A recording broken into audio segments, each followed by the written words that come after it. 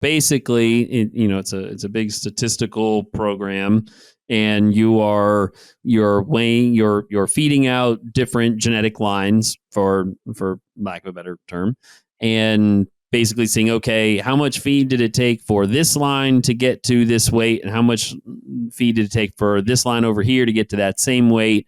And effectively, no matter, I mean, obviously in this scenario, you're feeding them all the same diet to keep everything controlled. But the assumption is that if that line over here took less feed to get to that weight, even if I put them on a different feeding program, they're still going to take less feed to get to that weight because of whatever is different in their physiology, ability to absorb nutrients, things like that. What are the things? So you're obviously looking for genetic lines. What are the actual things within the animal, if it is independent of feed, a type, and their daily gain and all that, like you mentioned?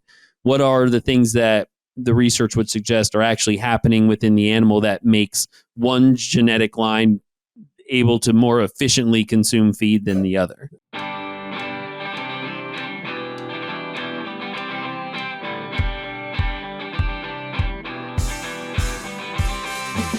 Thank you for joining the Feed Science Podcast show. For Wyzenetics, I'm Adam Farrenholz here in the feed milling program at North Carolina State University. Today, my guest is Gaston Alfaro. Gaston is a professor at the National University of Cordoba, and he is a ruminant nutritionist there, working on things especially related to products that are getting fed and going through the rumen protection process. So he's got some interesting things hopefully to talk with us about on what it takes to get nutrients through the ruminant feeding process. Hey, Gaston, thanks for joining us. No, thank you, and it's a pleasure for me to be here. I'm very glad to be part of this podcast again. Yeah, it's this will be Gaston has done a webinar with Wyzenetics before, and some other things with the platform. So we're a returning guest, which is great. That the platform has grown to the standpoint where we're kind of going, multiple podcasts are all getting tied together here, which is awesome.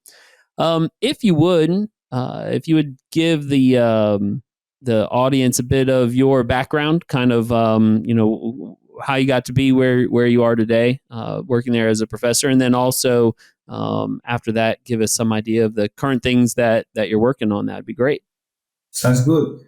Yeah, actually, I'm from Argentina. You can notice that for my strange English. And I was born here and I study in the same university in which I am a professor now. And after I graduated, I moved to Florida to help in some projects with Rumen-Protected choline in dairy cattle. And after that, I moved to Alabama, to Auburn University, where I had the opportunity to do my master's and my PhD, working again with rumen-protecting nutrients, such as rumen-protecting methionine and niacin. And after 4 exciting years in Alabama, I moved to Nebraska, to the other region, to a different world, working in feedlot, cattle, and nutrition. And after a couple months, I got my position back in Cordoba, in my city. So I came back to my hometown. And actually, I'm working here as a professor. I also work in another university of the province of Cordoba called the National University of Villa Maria, in which I provide courses of postgraduate courses. And I'm in charge or the manager of experimental station in the National University of Córdoba, in which we work with residual feed intake, and we try to understand and select the best bulls for being good parents in the future, basically. So, okay, excellent.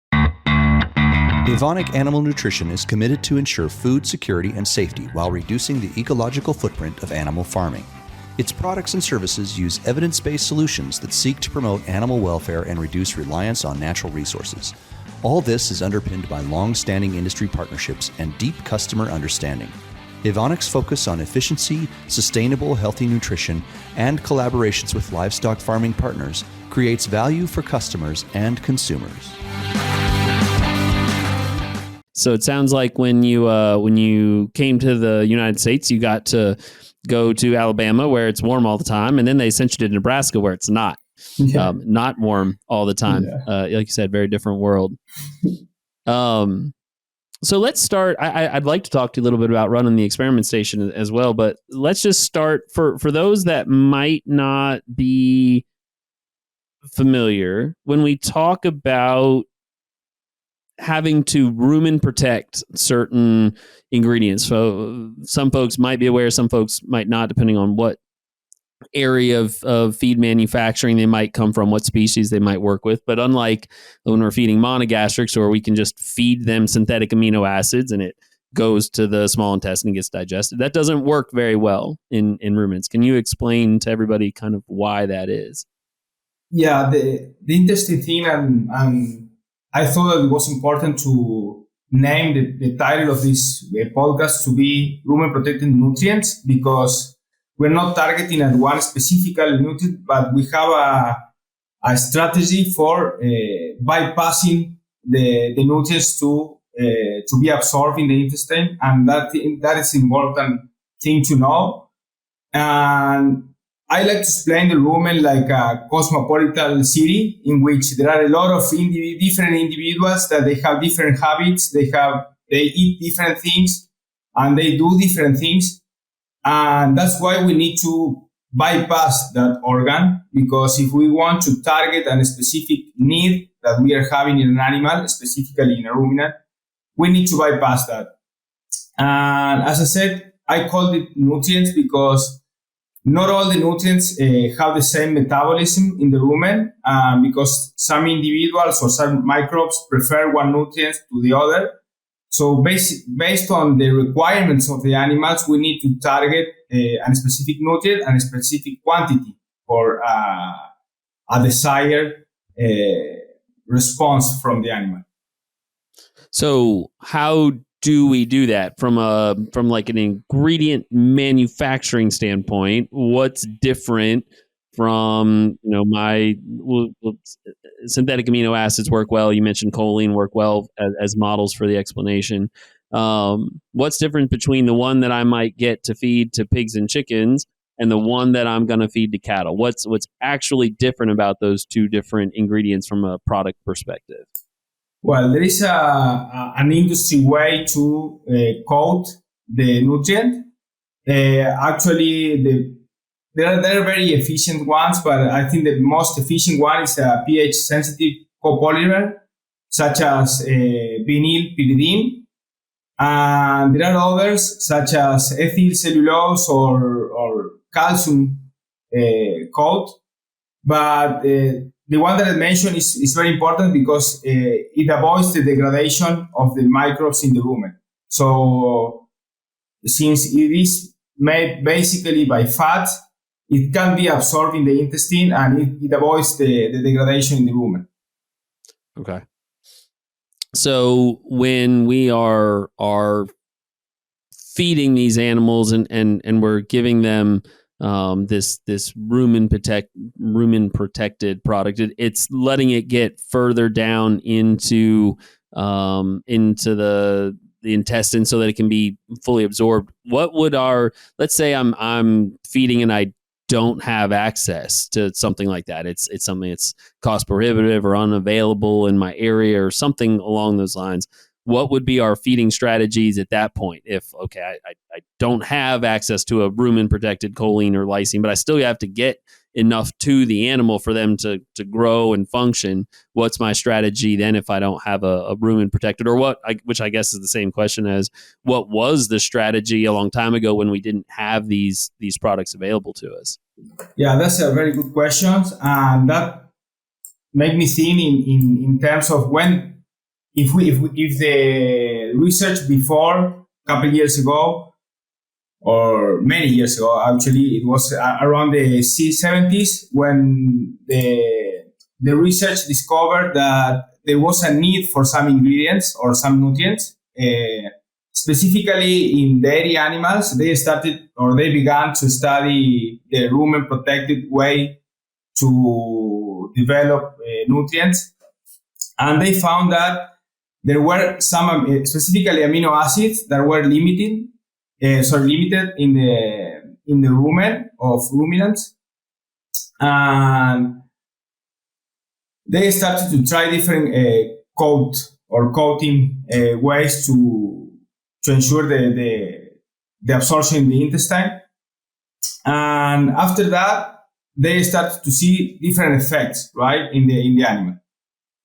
If you ask me how to ensure the amount of the required nutrient in the rumen, I will say that you have to provide a feedstuff that has the amount of amino acid that you need or the nutrient that you need.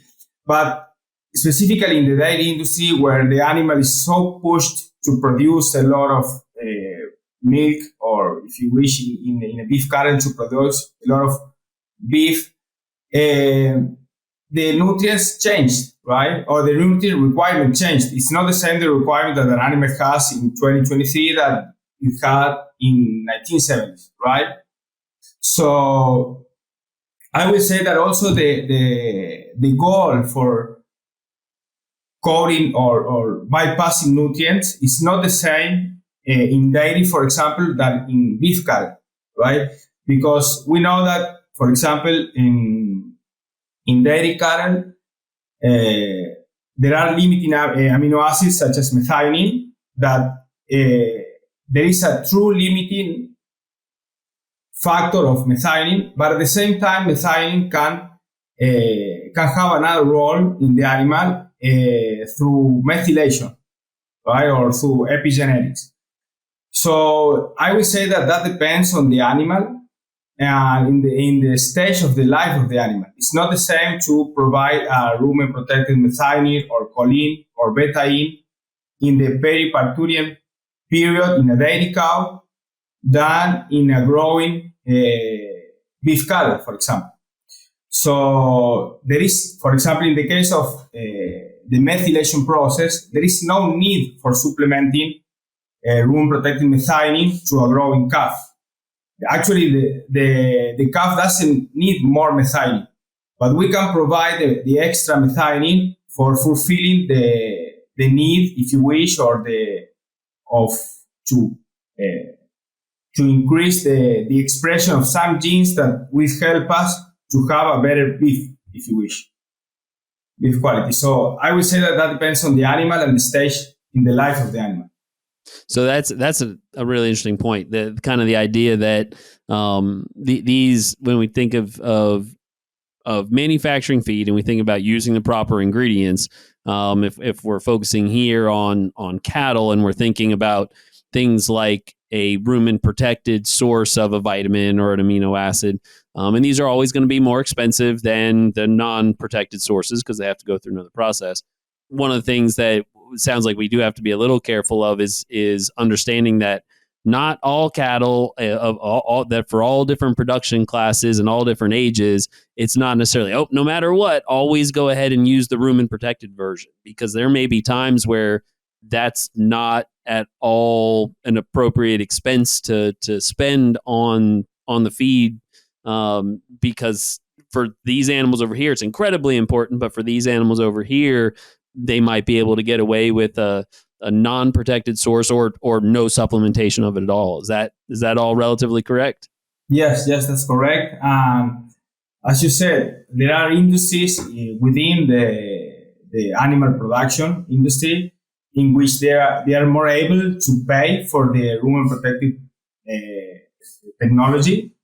As we said, the dairy industry can afford that because first, they see the results very quick, right? They provide the ingredient, the rumen-protected ingredient, and then after a couple of days, they see the response. So how can you do to sell a rumen-protected ingredient to a beef guy, right? You have to wait like a couple months to see a response, right? So I think that is the key point there to see the way in which we, as a company, right, to see the way to see the results very quick and basically sell them, right? Yeah. Okay. Excellent. Let's shift gears a little bit. I'm curious as to your kind of your perceptions on you obviously went to school there in Argentina. You came to the United States, spent some time in the South, and then went to Nebraska, and then are back there now. What are the major differences between the different locales you've been in when it comes to ruminant feeding on kind of on a large scale dairy or beef feedlots? How is it different the way you would do it there versus the way that we would do it here in the United States? Well, that's a good question, and the gold answer is depends, right? It depends on the size, right? It's the size of the farm, but I would say that the United States is more prone to buy these type of technologies, because I like to think that if you want to feed an animal with rumen-protected nutrients, especially in dairy cattle. In beef cattle, we are still researching it. You need to have the basic stuff well done first, right? The cow has to have clean water. They have to be fed at the same time every day. You don't have to have problems delivering the feed. You have to have very good feed quality. And after you have done all of that, you can start thinking about providing rumen-protected nutrients. Because as we know, rumen-protected nutrients are expensive. And if you want to see, the supplementation with rumen-protected nutrients will not help you if you feed at different time, right? You have to do those first, do those things first in order to have a real effect on the supplementation with this type of technologies. Basically, I think that in the States, you can find more farms with more technology, with better equipment, and in which the addition of these type of technologies will help us to have a better response in the animals. And I think in Argentina, we have also very good farms, but in general terms, we need to fulfill first the basic requirements in many areas. And after that, we can start thinking in using this type of technologies. I think, yeah, that's I hadn't thought of it quite in that term, but that's a really interesting way to put it. And honestly is probably something that is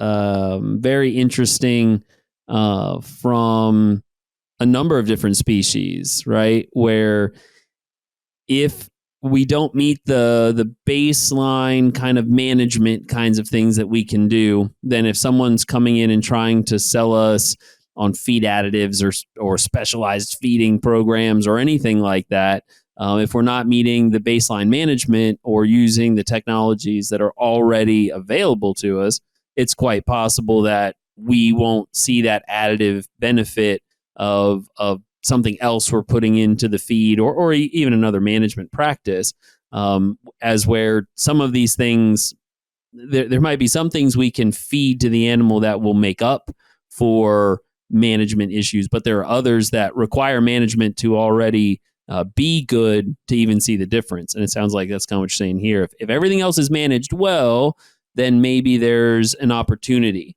as where if everything else could still be just managed better, then maybe it's not worth spending all the money on some of these feeding strategies until the rest of the management has been brought up to the necessary level. Yeah, I'm thinking when you were talking about this, I was thinking in a study that we conducted in Alabama using rumen-protected methionine, and there is a paper that came out this year using rumen-protected creatine. And the methionine and creatine is used for giving energy to the muscle in beef cattle under transportation. And thinking in the idea of feeding the rumen-protected nutrients in different countries is crazy because, for example, if you're transporting animals, you have to know that, or you have to have at least good roads condition. You have to have good trucks. You have to have trained people who drive, and you can see an effect on a research scenario, right? If it was thinking about this study, we did a study using a fake road, if you wish, where they were testing the asphalt for doing research. Okay, we put the cows there and we move them for 24 hours, and you can get a nice result. But when you move it to real life, where you have mountains, you have dirty roads, where you have crazy drivers, the result will not be the same, right? So, continuing the line what you said, there are many factors that you cannot control in a research. You can control in a research scenario, but you cannot control in the real world. So one of them is the big one is management. Yeah, sure. Once again, my guest today is Gaston Alfaro, a professor at the National University of Cordoba in Argentina. So I'm interested in hearing, because I know what a experimental station looks like here in the U.S. And you mentioned that one of your roles there is managing one for your university. So what does that entail? What is it? What goes on at your experimental station, and what does it entail to management? How many different heads of cattle? What do you do with students? All of that sort of thing there. Yeah, we have here in Argentina a company that sells some feeders with scales. It's similar to Grow Safe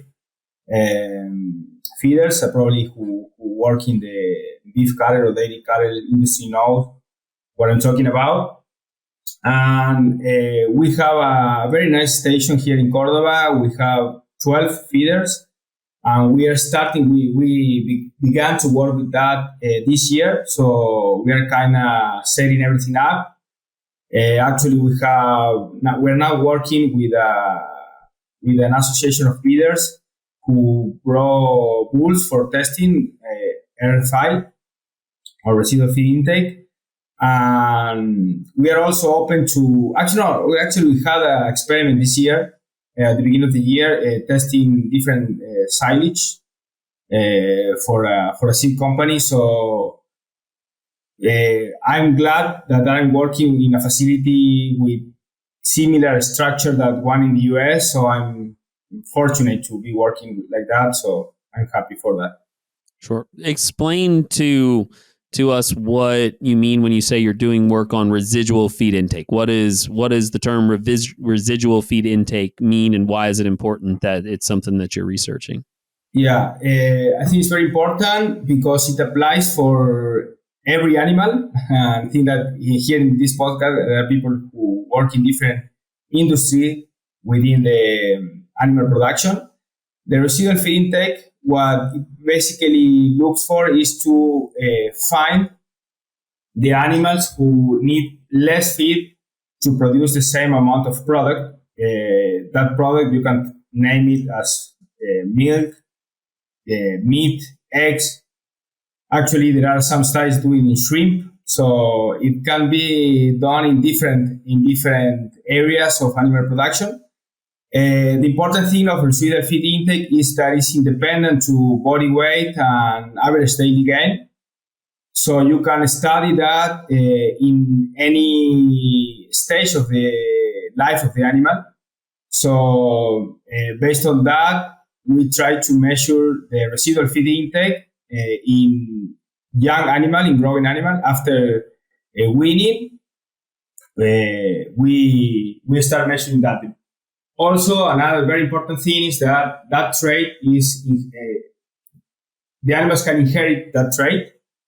So if you think about that, the most logic path to measure this is to measure them in the parents, basically in the bulls, because it's the animal who has the possibility to spread the genes more than the dams,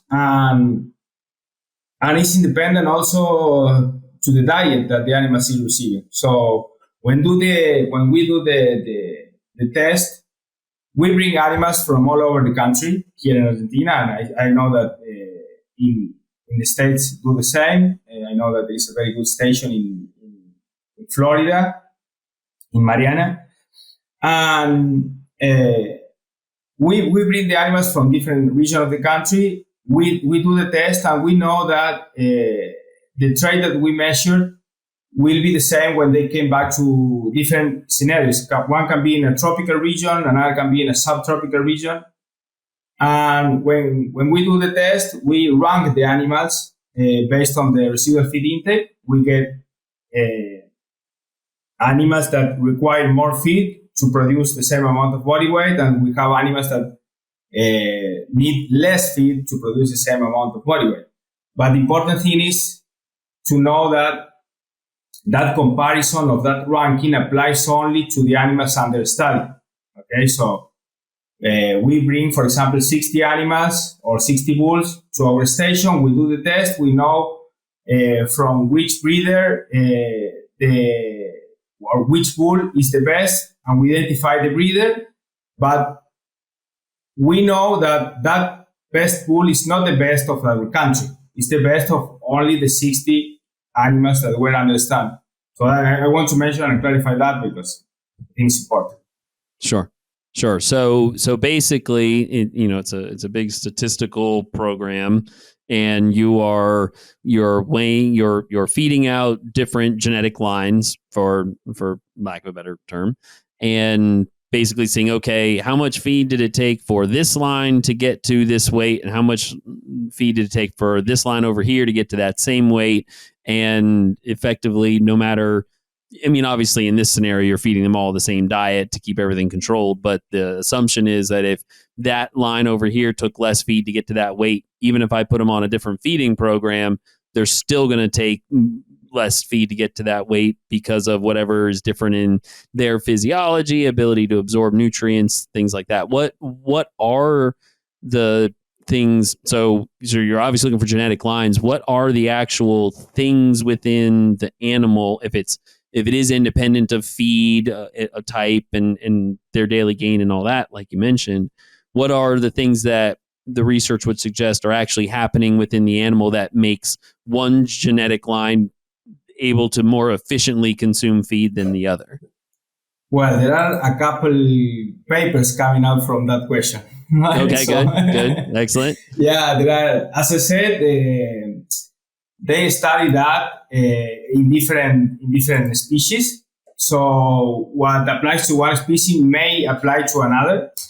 And there are several explanations, but the main important ones, at least in cattle, is that the ruminant microbe are different. So the most efficient animals produce more volatile fatty acids than the ones that are not. Also, the length of the gastrointestinal tract is different. So the more efficient ones are shorter, meaning that they absorb more nutrients per unit of per kilogram of gastrointestinal tract. So that means that the animals require less structure for processing the same amount of nutrients. And I think that those are the most important ones. Okay. That's really interesting. It's so I'm by no stretch of the imagination a nutritionist, biologist, or anything else. I'm a glorified feed miller with extra degrees, but I've always found physiology interesting. And the reason I find physiology interesting is because it's like a mechanized system. So it's like the feed mill is, right? It's if this, then that. If we can make this more efficient, we can make that more efficient. And so it's very similar to what we would typically discuss in the production facility. Like you just said, hey, I can make the same amount of feed using a smaller piece of equipment, a smaller facility. I'm going to be more efficient. So the same would be basically happening in the animal. It's, hey, if this animal that it isn't requiring nearly as much energy to keep a larger gastrointestinal tract operating, but still absorbs the same amount of nutrients and turns it into the same amount of meat, then I'm going to have a more efficient situation. So it's if we can produce feed more efficiently, and if we can put the right feed ingredients in front of the animal, and then if we can select the most efficient animals, that's kind of efficiency and sustainability from the very beginning to the very end, which is obviously what we're all after altogether. That's pretty interesting. One last switch to switching gears here before we wrap up our conversation. I'm interested in, so I'm assuming there as a professor, you do some teaching, some various different teaching of courses. But you spent some time obviously going through graduate work and whatnot in the United States. So from a student perspective, what is similar and different about teaching students where you're at now versus what maybe your experiences were, working with students in the United States? Yeah, that's interesting because I had the opportunity to teach in the States, and I have the opportunity to teach here in Argentina. I think the people are different, both logically, both the teachers and the students. And I think that here in Argentina we have probably more, I would say, more connection. More there is not like a barrier between the teacher and the student. I will not say that we are friends of the students because there is, of course, respect. But I think that working as a student in the US is an amazing experience because you have access to a lot of equipment that you don't have here. You have access to other people from all around the world that you don't have here. And I think that both things, both the scenario, working as a student here and in the States are different, but both have very good positive points. And I will say that you can find nice people and not nice people all around the world, right? So, that's for sure.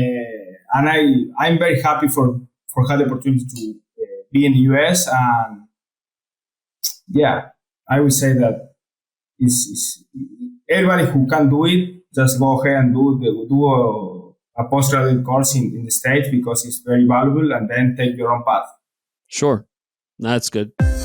Eastman serves veterinarians and nutritionists in agrochemical and animal health industries by helping them select, evaluate, and implement innovative nutritional programs. Eastman works with your team to customize your gut health approach in feed and water. Eastman's approach addresses nutritional and bacterial challenges and finds new ingredient preservation and hygiene solutions. Explore ways to accelerate and innovate your programs. Contact the Animal Nutrition Team at eastman.com.